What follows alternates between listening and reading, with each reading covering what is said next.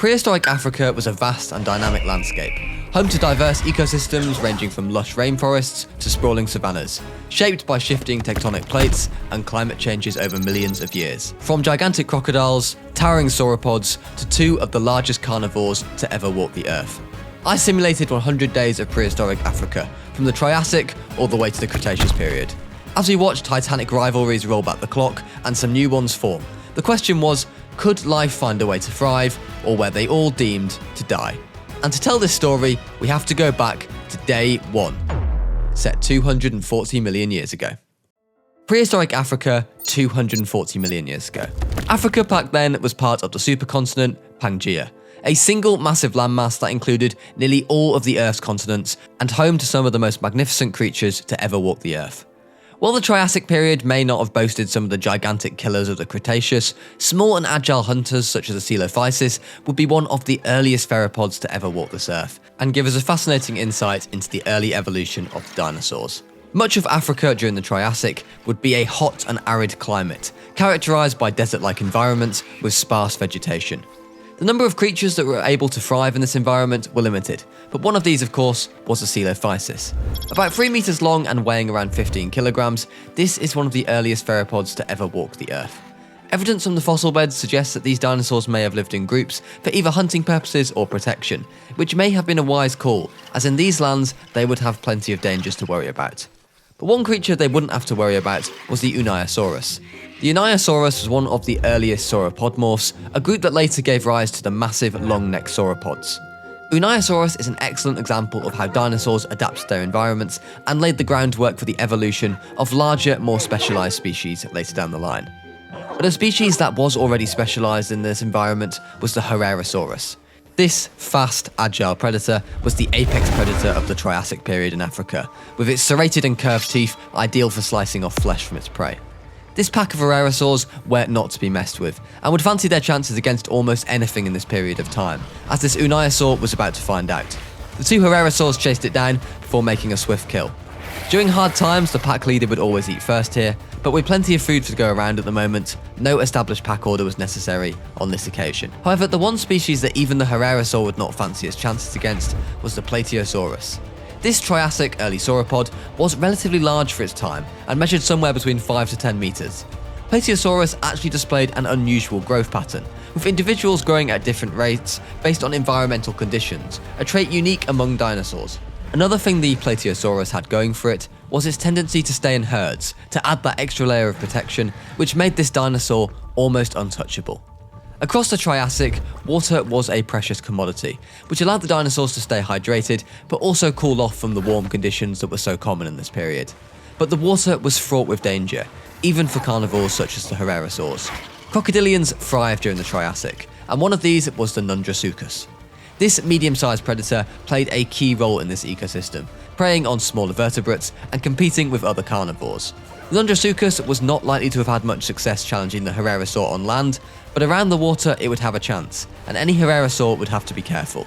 But it wasn't just the land that was beginning to thrive during the Triassic period. The ocean was also teeming with life, and one of the most extraordinary animals during this period was the Hybodus. This extinct species of shark was around 2 to 3 meters long and was an ever-present in the African oceans all the way from the Triassic to the Cretaceous. Like the modern-day bull shark, the Hybodus was even able to adapt to different environments and was found in shallow waters, lagoons, and even freshwater rivers.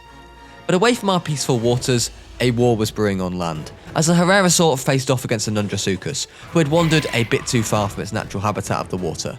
While Nundrasuchus had a pretty nasty bite that the Herrerasaur would have to watch out for, it would only take 1 pounce to take out our poor crocodile on this occasion. Later that night, however, life for even our Herrerasaurs was about to be turned upside down, as a dust storm rolled in, and all life prepared to buckle down and deal with the harsh conditions.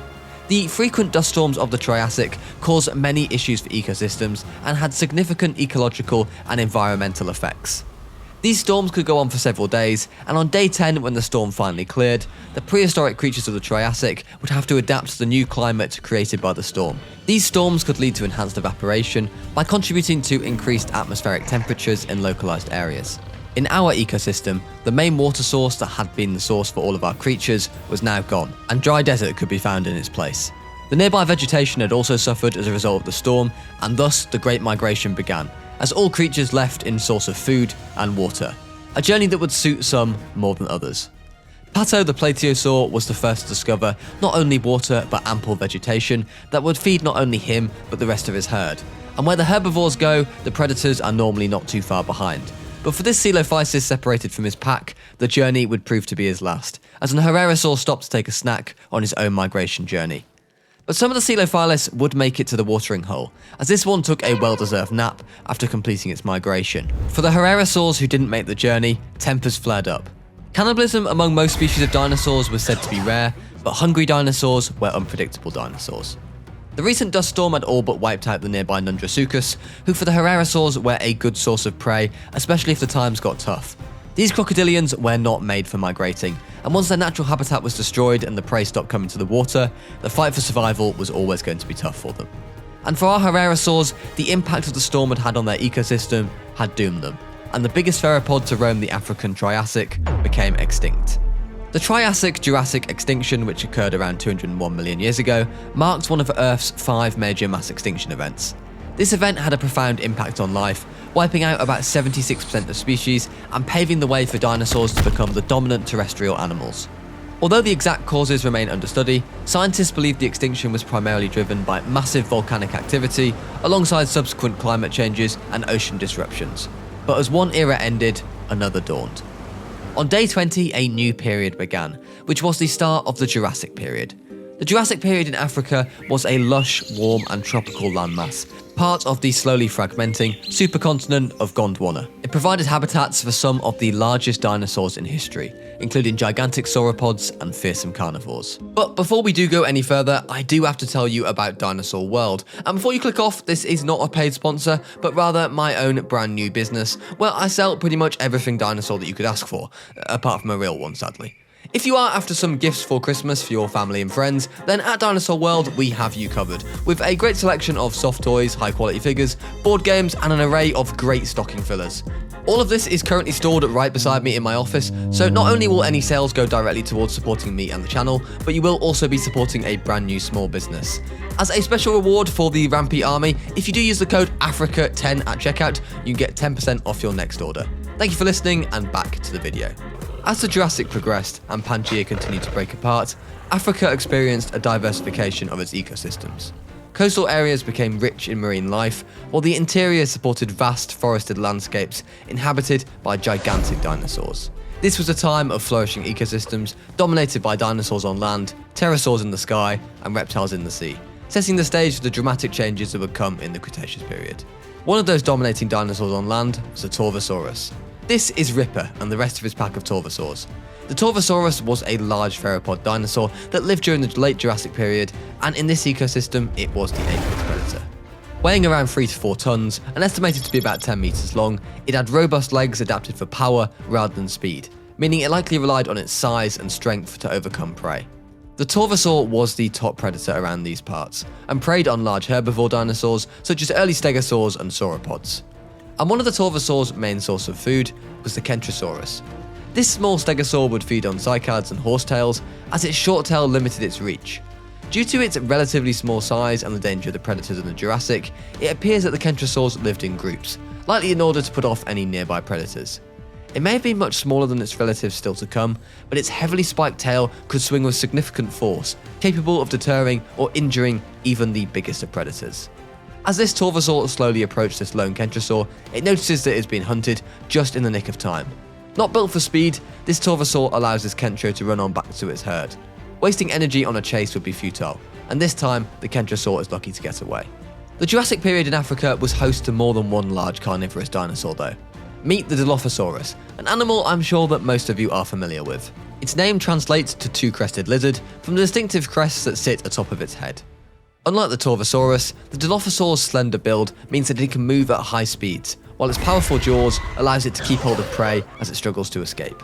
For even the biggest of carnivores, wandering into the territory of a pack of Dilophosaurs was considered dangerous, so the Dilophosaur pack were in a pretty strong position here. The environment surrounding our Dilophosaurs also housed fish, and evidence suggests that Dilophosaurus was an opportunistic hunter with a varied diet. Fish certainly would not be considered off the menu for it. On day 30, a storm hit. Heavy rain was a common occurrence in the Jurassic period in Africa, much more than the Triassic period had ever seen. The climate during the Jurassic was predominantly warm, with high levels of humidity in equatorial and coastal areas, leading to frequent and intense rainstorms. The seasonal rainstorms of the Jurassic played a key role in the ecosystem, as it replenished water sources, sustaining lush vegetation and abundant life in equatorial regions. This would help to sustain dinosaurs such as the Kentrosaurus, which the Torvosaurs were certainly pleased about. But it wasn't just the land of the Jurassic that had seen the rise of new apex predators, as in the ocean a new dominating predator had emerged, the Liopleurodon. The Liopleurodon was a massive marine reptile that lived during the mid to late Jurassic period, approximately 160 million years ago. It belonged to a group of reptiles called the Pilosaurs. Estimates over the size of the Liopleurodon vary, with some specimens reaching between 6 to 10 meters in length, but some scientists arguing that it could reach up to 15 meters long. Either way though, this was the dominant predator of the oceans during the Jurassic, with its main danger coming from bigger members of its same species. I named our Liopleurodon triplets Karen, Betty and Susan, and prepared to watch them take over the oceans of the Jurassic. But back on land, a body of a dead Kentrosaur was found close to a nearby watering source. When Ripper, the alpha of the Torvosaurs, was spotted nearby, it was clear who was responsible for this. Fights at sources of water among dinosaurs were common, and when another Torvosaur took out another Kentrosaur, it had now become a bloodbath. Yet the Torvosaurs would have to be careful, as there was another large predator that roamed these lands. This is a Ceratosaurus, a medium-sized theropod dinosaur which could grow roughly from 4.5 meters to 6 meters. In any other land, it might have dominated, but here it would have to play second fiddle to the Torvosaurus. Unlike Torvosaurus though, the Ceratosaurus was built for running, with long hind hips, and this of course meant it was able to chase down prey with far more success, but also escape from situations if it needed to. In the ocean, Karen the Liopleurodon was showing her own display of speed, as she attempted to hunt down a Hybodus. This prehistoric shark, who showed remarkable resiliency, surviving through all periods of dinosaurs, was no match though for a creature of such size, and his only chance was to head for the shallow waters. Unfortunately for it though, even the shallow waters was unable to save it from Karen on this occasion. Hybodus was though just a tasty snack, compared to what the Liopleurodon would like to feed on normally. This is the Plesiosaurus, a species of plesiosaur and Liopleurodon's favourite meal. At roughly 3 to 5 meters, this marine reptile preyed primarily on fish and small marine reptiles, using its speed and long neck to ambush prey. But even when you are speedy as a plesiosaur, the element of surprise can still be important. Ichthyosaurs were also an incredibly fast swimmer, and once it realised it was being hunted, it immediately went for the shallow waters. These chases were tiring for our plesiosaur, and after losing out on the element of surprise, it was not going to win the battle of stamina. For now, the ichthyosaur was safe, but it was lucky on this occasion. On land, our ceratosaur pack enjoyed a snooze together, which was just as well, as a storm was coming. A singular Torvosaur had separated from his pack and was making his way into ceratosaur territory. Instead of standing their ground, however, 2 of the ceratosaurs appeared to panic and fled the scene, before eventually the alpha, Big Mike, stood up to the Torvosaur. Fights between such large carnivores always carried the risk of serious injury, and it wasn't uncommon for both to decide it was simply not worth it. And that is exactly what happened here, as Big Mike fled the scene, and the sole Torvosaur had now claimed the entire ceratosaur territory all on its own. When we last saw our plesiosaurs, they were the ones doing the hunting, but in this ecosystem, they didn't rule the seas. When Karen the Liopleurodon decided she wanted a meal, this plesiosaur had no chance, and a marker had been laid down early on as to who truly owned these seas. That night, the dreaded dust storm rolled in once more. Even in the lush tropical climate of the Jurassic, these storms could still come. However, evidence appears to have shown that frequent or intense dust storms may have exerted evolutionary pressure on species, favouring traits like mobility, resilience to respiratory challenges, or dietary flexibility. Some dinosaurs and other Jurassic animals may have developed strategies to cope, such as migration, burrowing, or seeking shelters in forests during storms. Essentially, the creatures of the Jurassic should have been better prepared to cope with the dust storms than their Triassic predecessors. But when the dust did eventually settle and life returned to normal, a familiar sight was seen. A dead body with a Torvosaur wandering about nearby. But this time it was a dead Ceratosaur, the clearest indication yet that there was only one true king of this ecosystem. The Dilophosaur pack had also emerged to eat the remains of a corpse, but the dust storm had caused their water source to dry up, meaning it was time for this pack to migrate and look for some new territory. A day later, they would arrive at the nearby water source, which had water and some nearby fish if they needed a quick kill. The problem was, though, that all the nearby dinosaurs had also been affected by the dust storm, and vegetation had become sparse, and only in this semi-protected oasis area was it truly thriving, which meant that the creatures of the Jurassic looked set to all meet together. After the death of one of their pack, the remaining ceratosaurs decided that sticking together was their best bet as they headed towards the watering hole. But they had already been beaten to the spot by the Torvosaurs, as Ripper and his pack claimed the best spot all to themselves, as the Dilophosaurs panicked all around them. In a straight 1 versus 1 fight, the Dilophosaurs had no chance, but if they could isolate a Torvosaur as a pack, they perhaps could stand a chance. With the Torvosaurs dominating the prime hunting spot for now, the Dilophosaurs were forced to look elsewhere for food, and fight a Kentrosaurus. This was not a comfortable fight for the Dilophosaur, with one blow from the Kentro potentially fatally wounding it. On this occasion though, it was the Dilophosaur who struck the first blow, leaving our Kentrosaur with a major fracture, an injury that would prove to be fatal. The question was though, whether the already starving Dilophosaur could afford for it to wait to die, or would it be forced to look elsewhere for food? Perhaps though, the starving Dilophosaur was going to be in luck. This Ceratosaur was fatally wounded in a fight with a nearby Torvosaur, and as it died, this opportunate Dilophosaur was on the spot. A full Ceratosaur would be enough to feed the entire Dilophosaur pack for quite some time. However, as time progressed, we reached 145 million years ago, and the creatures of the Jurassic would suffer the same inevitable fate of extinction as those of the Triassic. Unlike the dramatic extinction events at the end of the Triassic period, however, the transition from the Jurassic to the Cretaceous was marked by gradual ecological and evolutionary changes, rather than a sudden catastrophic die-off. From the Kentrosaurus to the Torvosaurus to the Ceratosaurus, the Jurassic paved the way for the dinosaurs of the Cretaceous period, that birthed some of the most fearsome creatures to ever walk the Earth. On day 50, we began the start of the Cretaceous period. In the early to mid-Cretaceous, Africa remained part of the southern supercontinent, Gondwana. This landmass that included South America, Antarctica, Australia and the Indian subcontinent. However, as this period progressed, Africa did begin to drift away from South America and the other continents, and stand on its own. Similarly to the Jurassic, the Cretaceous period was dominated by dense forests, wetlands and expansive river systems. These expansive river systems led to the evolution of creatures such as the Suchomimus. Around 11 metres long and weighing 3 to 5 tonnes, the Suchomimus dominated the rivers in the early Cretaceous period of Africa.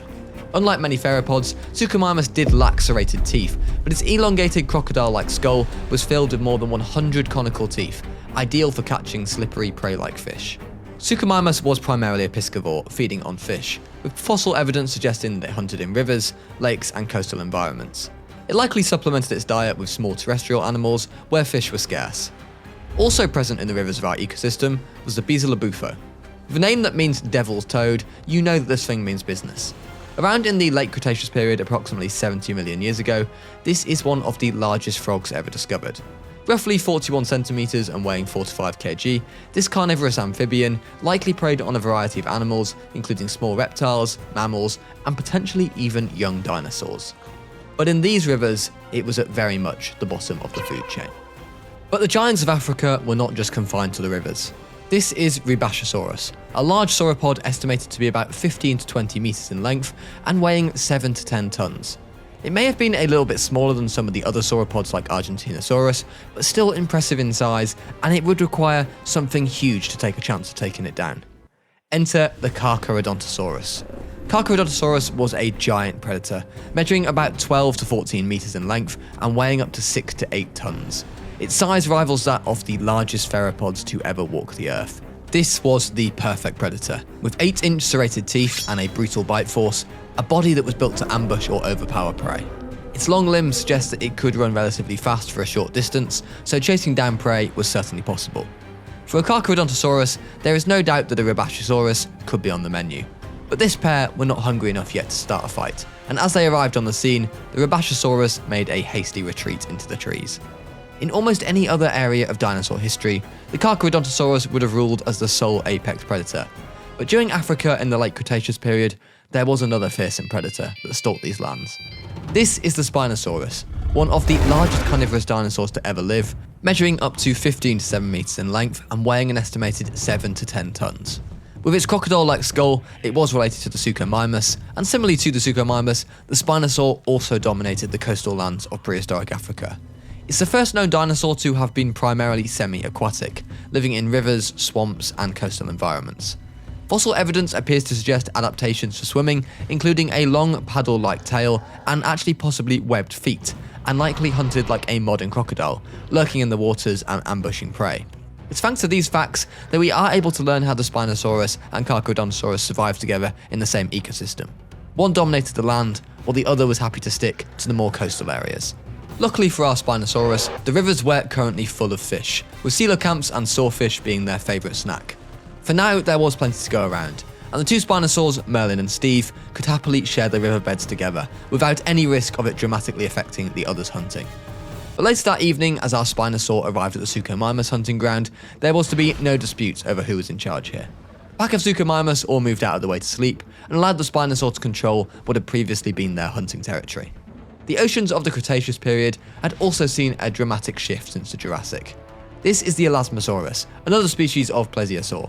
Unlike its relation, the Plesiosaurus that was so present in the Jurassic, the Elasmosaurus was far bigger. Scientists estimate the Elasmosaurus to be between 10 to 14 meters in length, with roughly 50% of that comprising of just its neck. It would prey on smaller marine reptiles, fish, and squid, which of course meant that our poor Hybodus represented a perfect meal for our Elasmosaurus. Despite all this though, the Elasmosaurus were far from the top predator in our ocean ecosystem.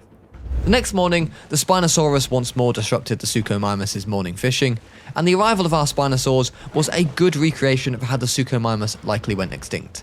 Competition with other predators and possible shifts in the availability of food were likely the reason why the Suchomimus went extinct 93 million years ago. And while we cannot point an exact single cause, these factors contributed to the gradual decline and eventual disappearance of this fascinating theropod. But back away from our coastal areas, the next creature present in our Cretaceous ecosystem is the Nigersaurus. This small sauropod was about 9 meters long and weighed about 4 tons. With a smaller neck than most of the sauropods of this time, it was likely reliant on low-lying vegetation, similar to modern-day giraffes or ground sloths. But the problem for the Nigersaurus was that in the Cretaceous period, they were of perfect hunting size for our pair of Carcharodontosaurus. For Jim and Carey here, they would represent a much easier takedown than the Rabachosaurus, and these now hungry Carcharodontosauruses were ready to strike. When one wandered too far away from its herd, seemingly out of nowhere, Jim raced over the hill, and by the time the Nigersaur saw what was coming, it was already too late. This meal would feed both dinosaurs for quite some time, and as Jim finished taking his fill, Carey came over to take his in. In the Riverlands, our first argument beckoned between our Spinosaurs. Up until this point, Merlin had seemingly owned the best fish hunting territory, but Steve, however, was no longer prepared to put up with this, and after a brief fight, walked away with the bragging rights. It is thought that just like most dinosaurs, and indeed modern day animals, fights among Spinosaurs for territory control were common, especially if there was a drought. Merlin would sleep his wounds from the fight off, and find himself a new hunting ground the very next day. Perhaps this new hunting ground would be territory owned by the crocodilians of the Cretaceous. Much like the modern day, crocodiles thrived in Africa. This is the Stomatosuchus and the Caprisuchus, two species of prehistoric Africa. While these prehistoric crocodiles may look intimidating, for a Spinosaur, they would likely scurry off at the sight of one. In the oceans, it was time to meet the apex marine reptile that ruled our oceans all over the world during the Cretaceous period. This is the Mosasaurus, a species of mosasaur, a large marine reptile that could grow up to 17 meters long. With a streamlined crocodile-like body and a long powerful tail to move through the water, combined with a strong jaw filled with sharp conical teeth, perfect for gripping fish, squid and other marine creatures. This was the true apex marine creature of the Cretaceous period, and its biggest threat came from members of its own species. While fights to the death would not have been common amongst mosasaurs, the issue here is that when you have the bite force as powerful as a mosasaur, any injuries sustained have the potential to be lethal. After these mosasaurs fought, the original owner of the hunting territory fled the scene with organ trauma damage, and would only last a matter of days. On day 75, our Spinosaurs were beginning to face a crisis. The rivers that were their feeding ground were starting to dry up, and food was becoming less plentiful. This was likely to push them into direct competition with our crocodiles, such as the Stomatosuchus, or potentially even the Carcharodontosaurus, if they were forced to hunt on land. But there was another carnivore that roamed Africa during the late Cretaceous. This is the Majungasaurus. This is the apex predator of Africa long after the Spinosaurus and Carcharodontosaurus had gone extinct, roughly 70 million years ago. With its short, blunt snout and a dome-shaped, thickened cranial crust on the skull, the Majungasaurus with its robust, stocky body would have hunted the biggest sauropods of the time. However, evidence from the fossils also seems to suggest cannibalistic behaviour in this dino species, more so than any other. Back in our oceans, we join the action as our mosasaur hunts down one of the elasmosaurs. By the time the Elasmosaurus was aware it was being hunted, it was already too late. Once a mosasaur gets you in its jaws, there's no way out, and the apex predator of the prehistoric African oceans had struck again. That night, a rainstorm came. Our sauropods, the Rabachosaurus and Nigersaurus, stuck together to hold out the storm. But for our mosasaur, who had already been bitten by one of its own kind, it would not live to see another day, as it passed away from the effects of its wounds. Over on the coastal side of our ecosystem, the Spinosaurs weren't most pleased to see this rain, and Steve the Spino made no time in letting the crocodiles know that this was now in fact his hunting ground, as he chased a nearby Caprasuchus off. Luckily for the Caprasuchus, unlike most modern crocodiles, it was actually just as capable of hunting on land as it was in the water. As morning dawned and life returned to normal, our Majungasaurs rested after a rough night. The territory had previously been occupied by the Carcharodontosauruses, but Jim and Carey had left now in search of new hunting grounds, which would bring two of the biggest carnivores that had ever lived face to face. As the Carcharodontosaurus duo came to the river for a drink, Spinosaurus fled the scene. Taking on a pair of Carcharodontosaurs would not be a smart move. The Spinosaurus may have had size on its side, but Carcharodontosaurus had the more lethal bite. While there was food to go around, these two could coexist, but this would not last forever. The rain that came on day 80 would be the last to come for some time, and as the weeks came by, they would be dominated by frequent dust storms. This caused the water sources that so many creatures of the ecosystem were reliant on to evaporate. Spinosaurus was a specialist, which meant that when these conditions were in its favour, it thrived. As fish populations and aquatic habitats were disrupted, Spinosaurus likely struggled to find food, and it wasn't helped by the fact that it was forced into direct competition with Carcharodontosaurus. And with competition already so high, it meant that other fish specialists such as the Suchomimus had no chance at all. And just like 100 million years ago, the Suchomimus was once more extinct. But all species were struggling, not just the fish specialists. Even apex predators of the land, such as the Carcharodontosaurus, were now struggling, possibly due to the widespread environmental and ecological upheavals that had caused the dinos they used to prey on to go extinct. This now put two of the biggest theropods to ever roam these lands in direct competition for what was left. As they faced off against each other, both would land hits, but the Spinosaurus was the bulkier of the two. With Carcharodontosaurus unable to land its deadly bite, it retreated, and the Spinosaurus had won the battle. But the balance of power between these two apex predators was a thin one. As the days progressed and no more rain came, by day 99, the two titans of the Cretaceous period were forced into direct competition once more. Both starving and hungry, it was now an eat or die scenario for both. This time, it was Spinosaurus who would land the near fatal blow, and it just had to wait for poor Carey the Carcharodontosaurus to die from its wounds. This meal would allow the Spinosaur to survive for now, and as it walked away from its kill with a full belly, as if by magic, it began to rain. The largest carnivorous dinosaur to ever walk the earth would live to fight another day. Well, that brings an end to my 100 days simulating prehistoric Africa. If you did make it this far, I'm assuming that you enjoyed the video. So don't forget to show your support by leaving a like, subscribing to the channel if you haven't already, and leaving a comment down below, such as RIP Carey. Oh, and if you did enjoy the video, I bet you'd like my 100 days simulating a dinosaur ecosystem, which is on screen now. Have a great rest of your day, guys, and I will see you guys all in the next one.